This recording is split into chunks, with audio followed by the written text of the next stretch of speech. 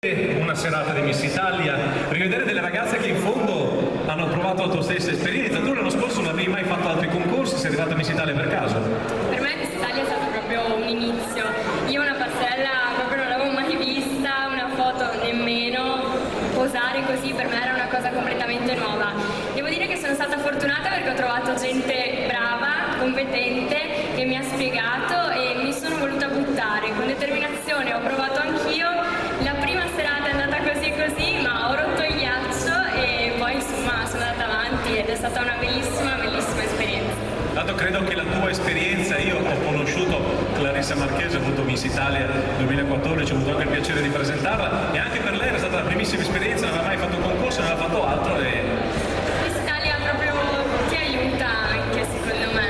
Queste serate specialmente sono di preparazione. Senti, essere lì e pensare a quando eri qui, vedere queste ragazze, cosa diresti a queste ragazze se tu dovessi dargli un consiglio e visto il risultato che ho ottenuto, consigli potresti darne a queste ragazze?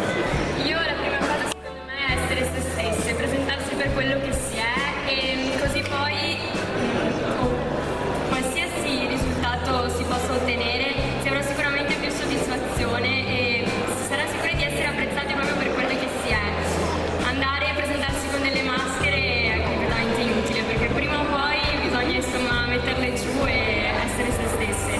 Quindi l'ho detto anche prima alle ragazze, la cosa più importante siate voi stesse.